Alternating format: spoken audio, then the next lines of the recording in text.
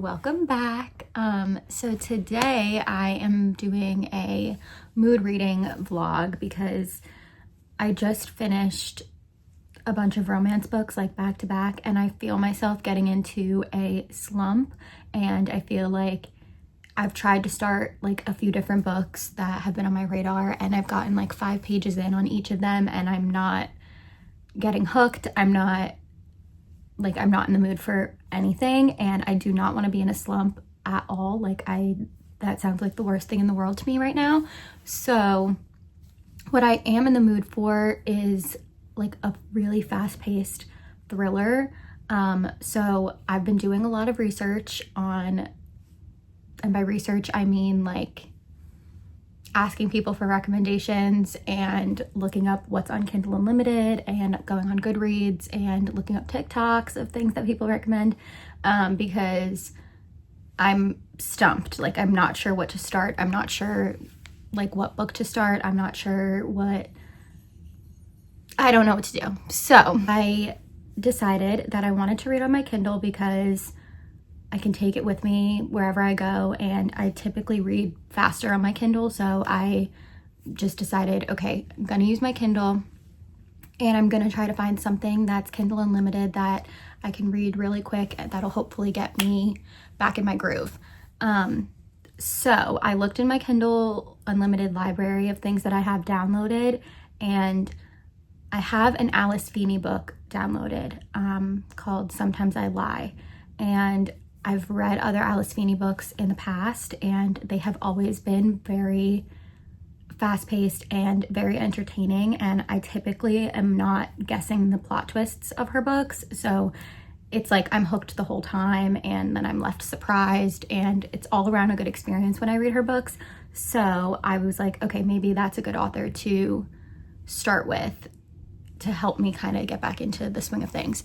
So another bonus is that Sometimes I Lie by Alice Feeney is Kindle Unlimited, which I don't know if I said, and it's like less than 300 pages. I think it's like 270. So that sounds like perfect to me. It sounds like I'm gonna be hooked. It sounds like I'm gonna get through it quickly, and I'm gonna get back in my rhythm of reading. This week, literally, my mood will guide what I read, how much I read, and all of that. And if it turns out that I need a break, then I need a break. But if I end up getting back into it, then that will be good, and I won't have to fear a book slump taking over my life. So that's what we're gonna start with right now. I started it last night before bed, and I fell asleep like within 5 minutes, so I don't think I got very far at all. All I know is that the main character, I think it takes place over, like, it goes in the past and then in the present, and the main character's name is Amber, and she is in the present, she is in a coma, and she can hear everything that's like going on around her, and she like senses who's there and all this stuff, but she can't speak, she can't move, she obviously can't communicate anything. So she's like aware in her head of like what's going on, but like her physical body is in a coma. And yeah, that's literally all I have so far. And I think in her like present self, she was a radio show host, and yeah, that literally I have absolutely nothing else that I can recall. I honestly might even just start it from the beginning because I was half asleep when I started, and I'll give updates as I go. It will be spoiler free. And yeah, that's basically what I'm gonna do today. I have nothing really going on besides chill and read. So my plan is to read, and when I'm not reading, either nap, and when I'm not napping and I'm not reading, watch Severance, because I'm addicted and I need to catch up. So those are the 3 things that are gonna happen today. If anything else happens, I'll let you know. And yeah, that's it. So I'm gonna go downstairs, get comfortable, get my water, get my coffee, get my snacks, put them all right next to me, get my headphones, and literally just sit down.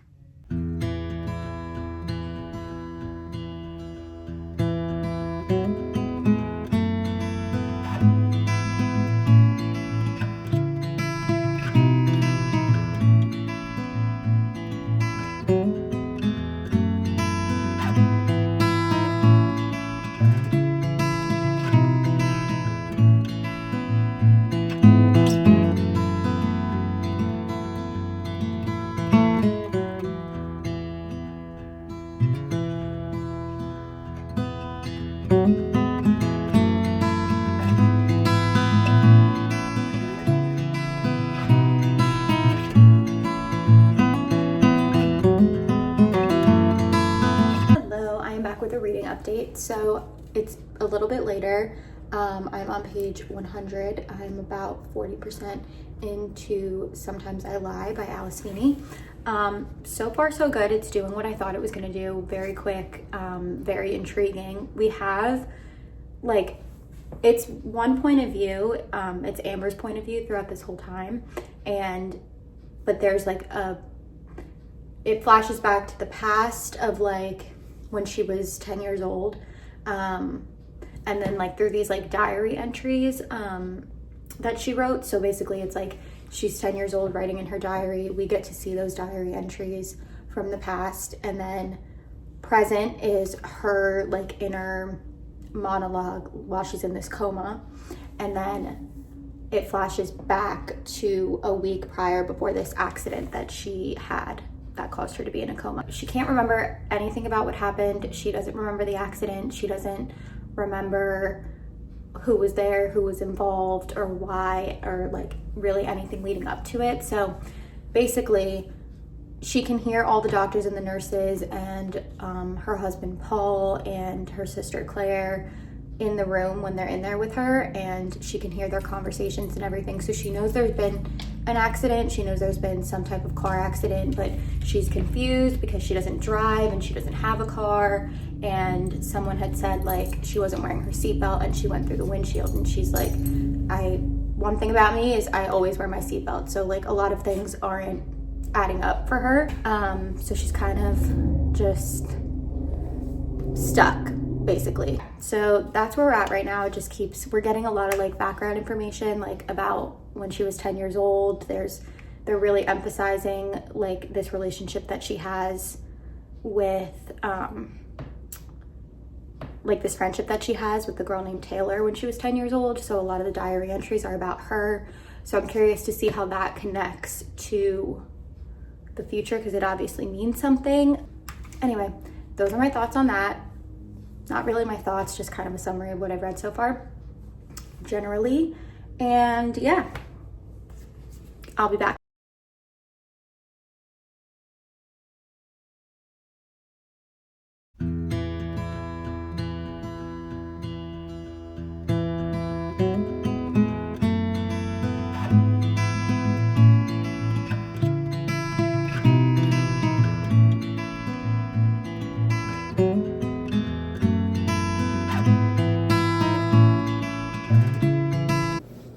Hello, I am back with another reading update.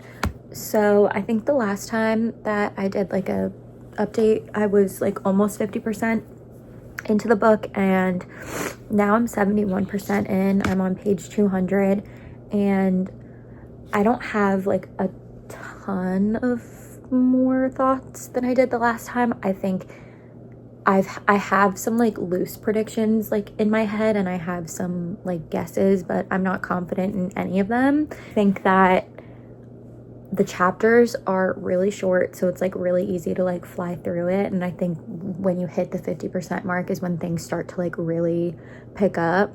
Our main character is very interesting, and especially when you read like the diary entries that are in here from when she was 10 years old and 11 years old.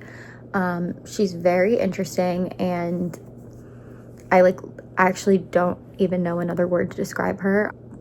Disturbed, I guess. I'm confused. I'm interested and I'm confused, which I guess is like what I wanted out of this book, so I guess it's doing like its job.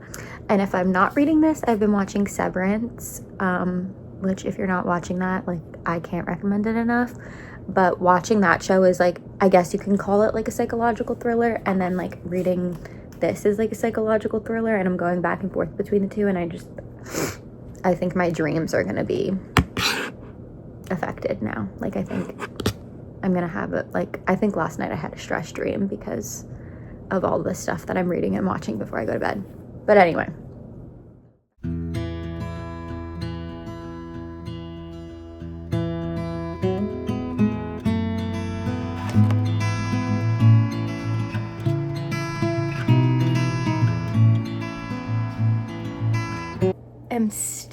So last night I got to page, I don't even know where I left off last night, but basically this morning I went to Pilates, came home, ate some breakfast, and then took a shower and got ready. And I'm still, as I was doing all of that this morning, I was glued to the Kindle as well. So I am 85% into the book, so I'm definitely gonna finish very soon. A lot has happened. Like as soon as I think I turned off the camera while I was eating breakfast and reading, that's when the plot twists like started happening, and I didn't get my reaction to them. But I definitely did not predict where this was going at all. Completely, I didn't even have what happened as a thought in my head. Like I didn't even think that was a possibility. And at first I was really confused because I was like, this doesn't even make sense. But then I guess when like I really thought about it and went back, I was like, oh, this does make sense. It's definitely picking up. It's definitely getting quick, and a lot of things are starting to make sense now. Like the pieces are coming together, like I said. And yeah, I just didn't see where like any of those plot twists were coming from. So, but that's what I wanted out of the book. So I guess I am getting what I wanted. Right now, I'm gonna finish the book and see how this crazy story ends.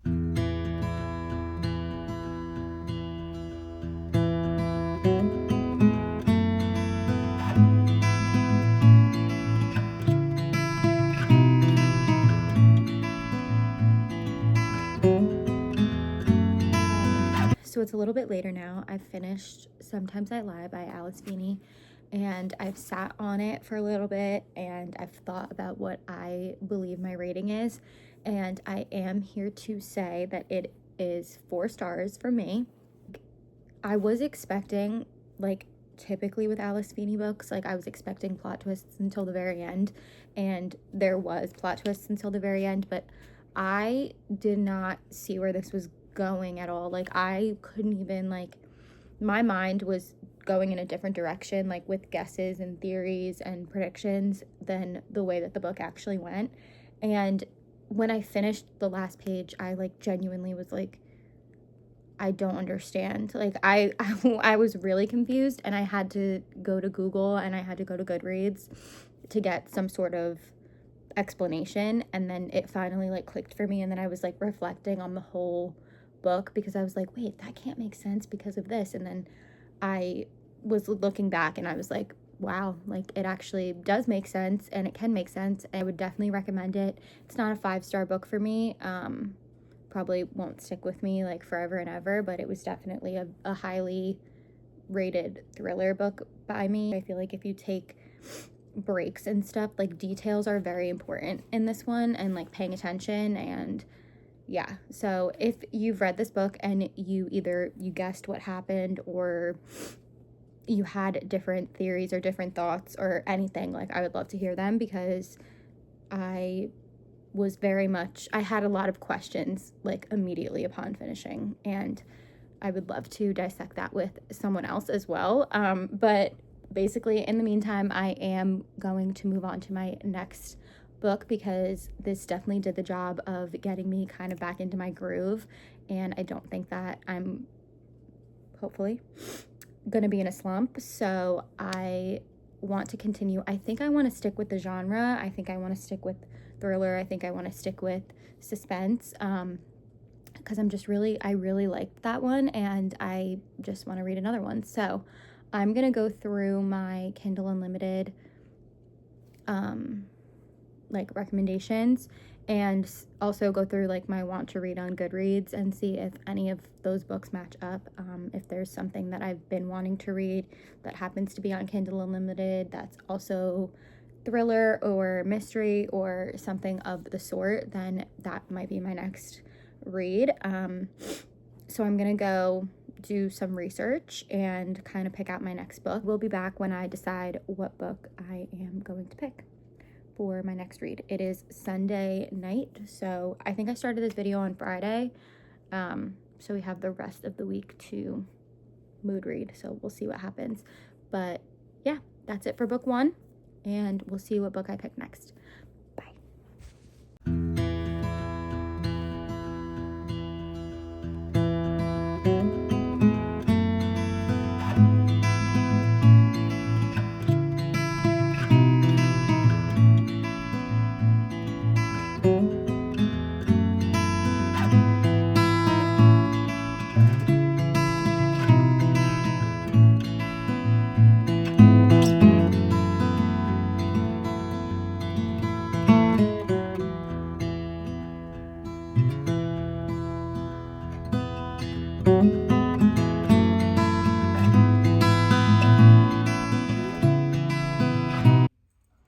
Hi.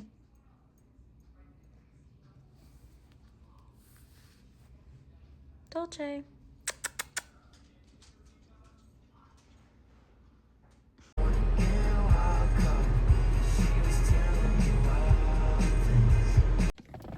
Hello, it is the next day.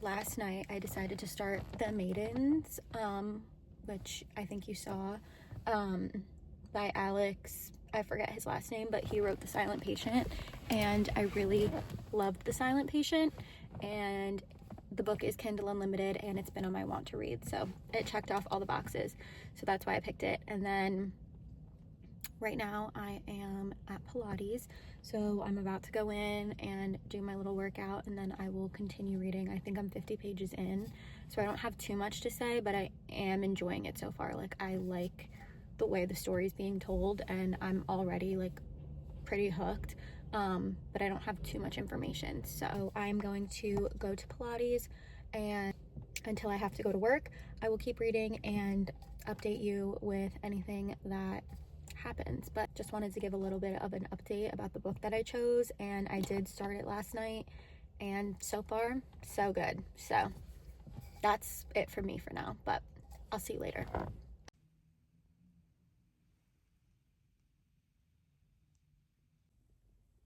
It is Tuesday night, and the last time that I talked, I think I was in the Pilates parking lot, and I said that I started The Maidens, and ever since then I have not been able to put it down. I quite literally have been glued to it every single chance that I have had.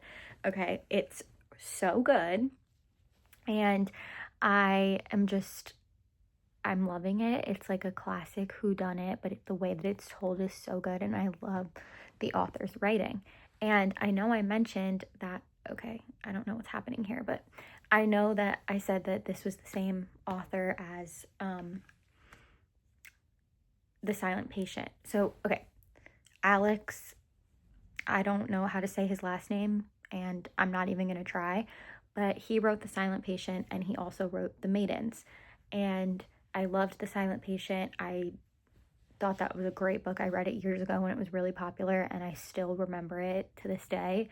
And I'm reading The Maidens, and I'm 69% through. Like, I'm on page 241. Like, I'm flying through it, and I'm reading this chapter, and I'll explain like what the book has been about so far, like briefly, in a second. But basically I'm reading it, and the main character is like going to meet with this therapist to get like insight, like to get a second opinion on something. And like she had gone to college with him, and they studied under the same supervisor. Okay. And I'm like, why is that name so familiar? I'm like, this is just, I've heard this name before, but maybe I'm going crazy.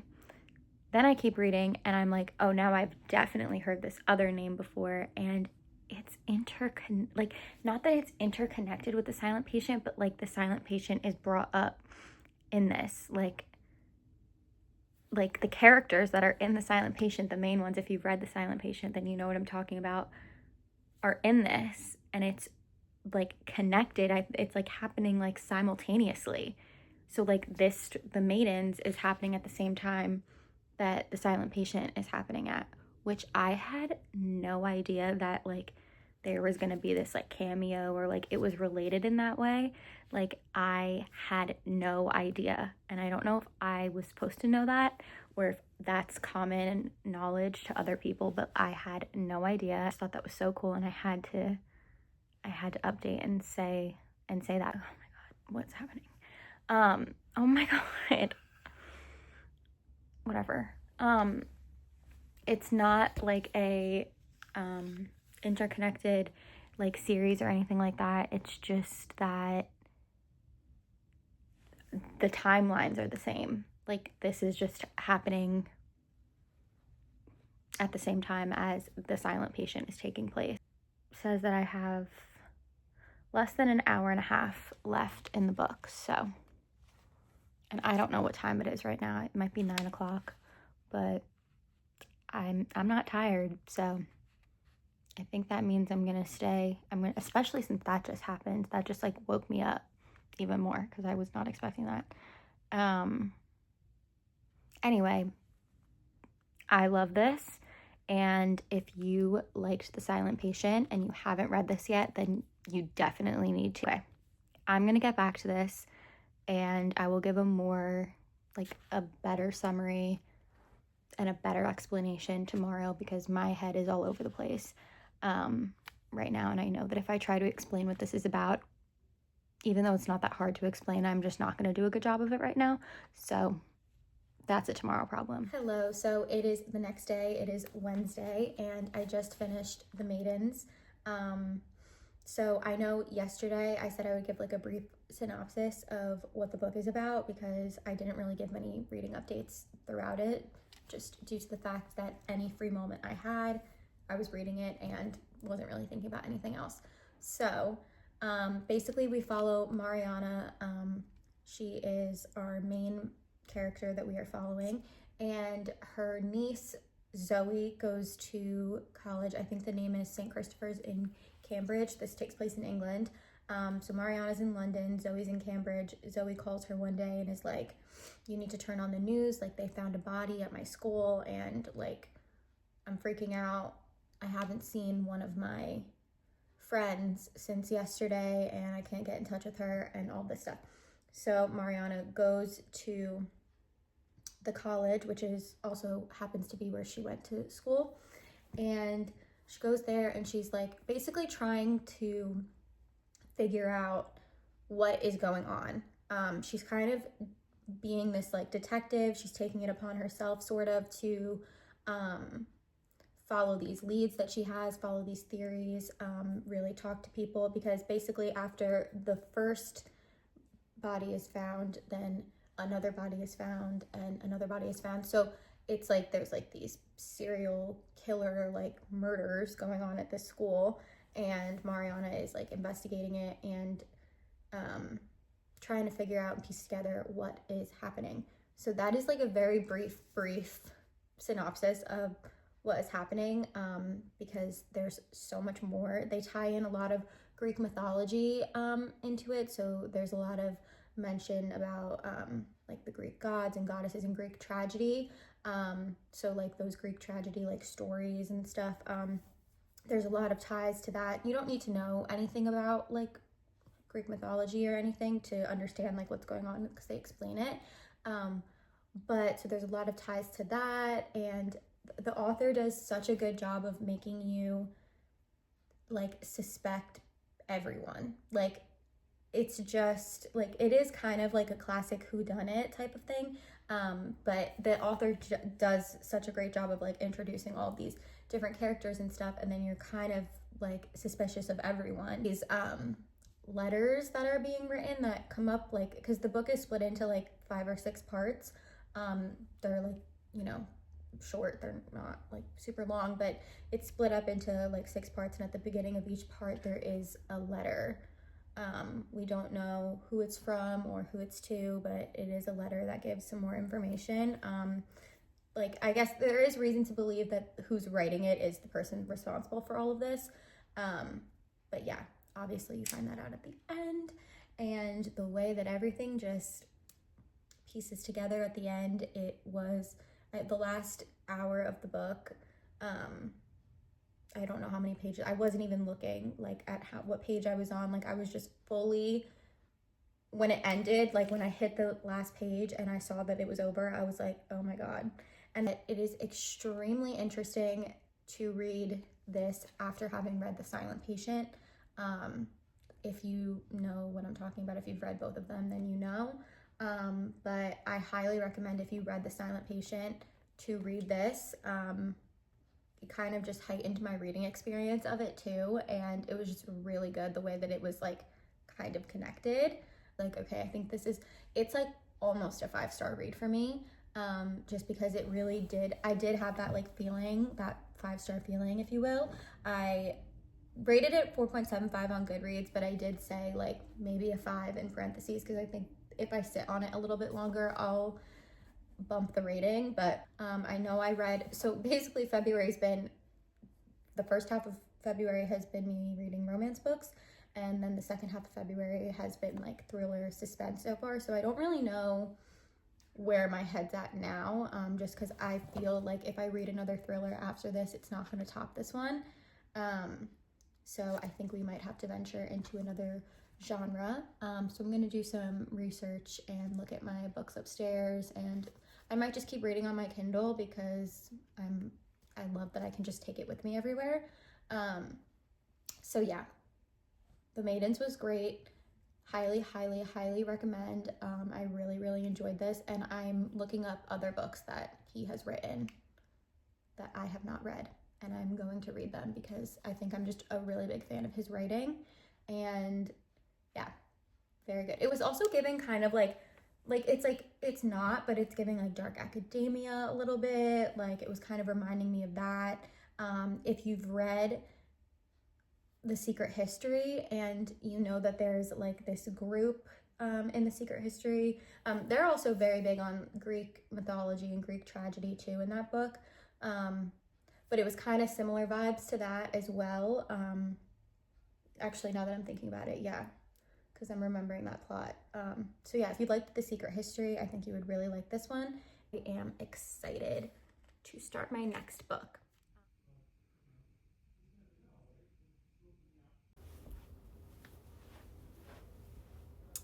Hello. Okay, so I'm back. It is Thursday morning, and I'm here to say that I picked out my next read. This book I bought it probably like a month or two ago, and it is by one of my favorite authors, and I'm really excited because I really wanted to read this book, and I'm like very much in the mood for it. When I was browsing my shelves yesterday, I was like, oh my gosh, this one is speaking to me. So the book that I am talking about is A Man Called Ove by Fredrik Backman, and I started it last night. It also happens to be free on the Kindle. So I started it on the Kindle yesterday, but I am very happy that I have the physical copy because typically his writing comes with a lot of really good quotes and like a lot of really good things that I want to highlight, underline, and remember. So I have a pen with me also. I'll probably read the physical book for right now. And then as the day goes on, I'll probably switch over to my Kindle. And I typically, the way that he writes, if you've read his books, you know what I'm talking about, but he has such a specific way of writing, and I typically get through it very fast because it is just like, I don't know how to explain his writing. It's so descriptive, but it's so like natural, and like it flows so well that like, I don't know. And you really, really connect to the characters that he writes. So I'm very excited. I'm not going into this totally blind because probably a year ago, or like whenever A Man Called Otto went on Netflix, which is the movie to this, starring Tom Hanks, whenever that came on Netflix, I did watch it, and I had no idea it was associated with this book, which I'm a little bit disappointed about because I typically like to read the book before I watch the movie. But I think it's been like long enough since I've seen it where I don't really remember. I remember the general premise, but I don't remember like specific details and everything. So I'm fine. I was just a little bit, when I realized and I connected the dots, that I was like, oh, I've seen this movie, and it was about this book. I was like a little bit bummed, but it's fine. It's been long enough. So I think I'm gonna read this, and then I'll probably rewatch the movie, because I love reading books and watching the movies or the adaptations, TV shows afterward. I typically always love the book more. The book is always better, which I think most people agree on.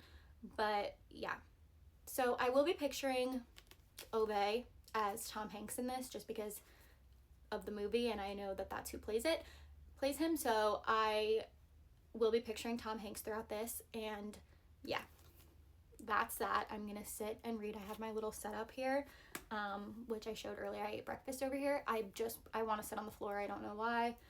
So I put some pillows down and blankets, and then I have my water and my coffee right next to me. Yeah, now I'm fueled and ready to sit down and read a little bit of this book. I have a little bit of time before I have to go to work, so I'm gonna sit here for now.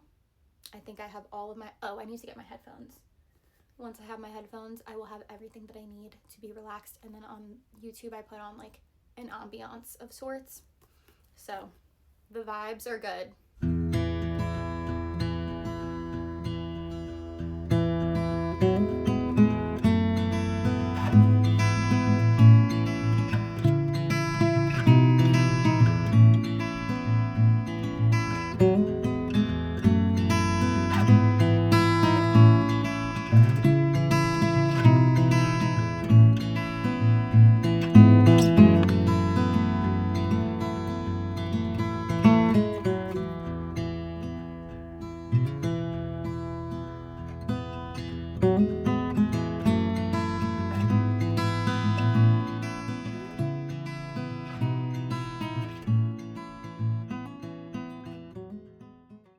I am here to say that I finished A Man Called Ove, and that this is the end of the week and the end of the reading vlog. But I do want to give my thoughts on this because I loved this book, and I've actually just finished watching the movie A Man Called Otto like a couple minutes ago, and this book was just so good. Like, I think I rated it 4 stars. It's not my favorite Fredrik Backman book, but it doesn't change the fact that it's still an extremely well done, amazing book. Like, the way that it is written, the way that Ove is written, the way that the side characters are written, the way that the story is told, and like how it goes from flashbacks to present, and just, if you've read anything by Fredrik Backman, you know his writing style, and it is so easy and natural and just so fun to follow along with. Like, to read it is just, it's a good experience like all around. But you really do, like, this book is definitely, I was very emotional at some parts because it really just gets you. There are a few quotes in here that, or not a few, I highlighted a lot of them, but there's one that I did want to say.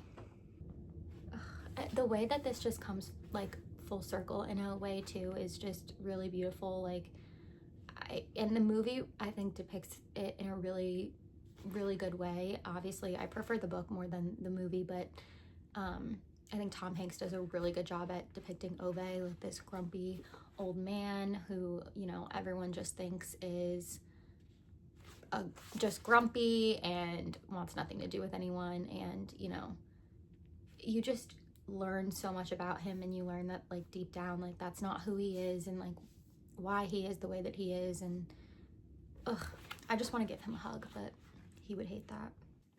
Okay, this is the quote that I loved.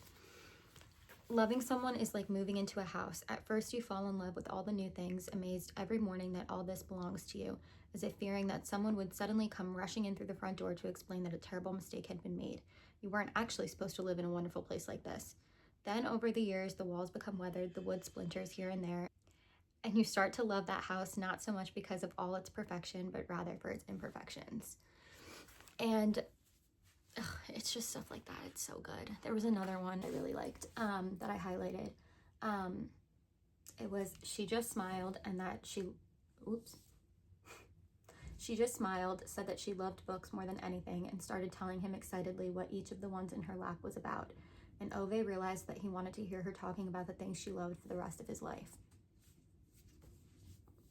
Anyway, a lot of fun this week reading, mood reading, and getting through some really good books. And I ended February off with a really, really good one, and I'm really happy about it. So that is it from me. Yeah, I'm excited to see what my next read is, but that will not be in this video. So thanks for watching, and hope you enjoyed.